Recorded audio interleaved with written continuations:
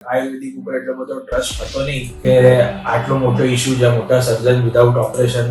મારું નામ શ્રેણિક જયેશભાઈ મહેતા છે. મારી ઉંમર 30 વર્ષ છે. આજથી 2 વર્ષ પહેલા મને લોઅર બેકમાં મેજર ઇન્જરી થઈ હતી.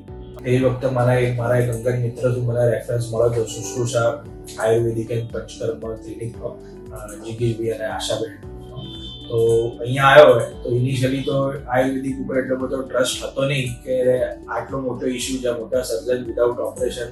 મને જે રીતે કન્સલ્ટ કરવામાં આવ્યું કે આયુર્વેદિક પદ્ધતિ અને કેવી રીતે સોલ્વ કરવામાં આવે એ વસ્તુ મને જિગીશભાઈએ સિટિંગ બાય સિટિંગ મને એમાં કન્સલ્ટ કર્યું.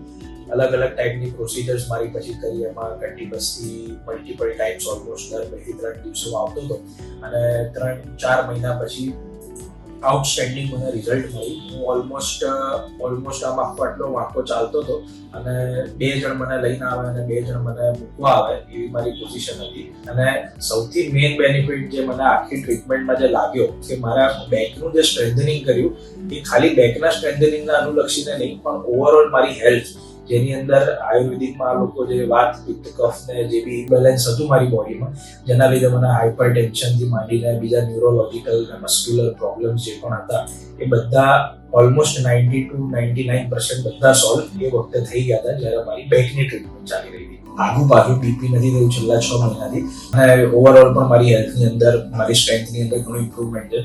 સેટિસ્ફાઈડ તો બહુ નાનો શબ્દ છે મારા માટે, પણ ઘણું અંદરથી મને ઘણી વસ્તુની ખુશી છે.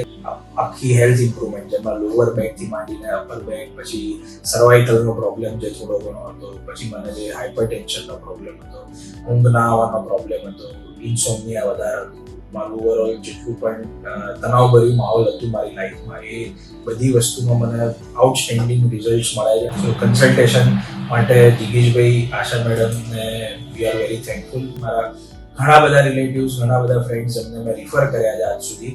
એમાં બધામાંથી 10 on 10 બધાના રિઝલ્ટ્સ મળ્યા છે.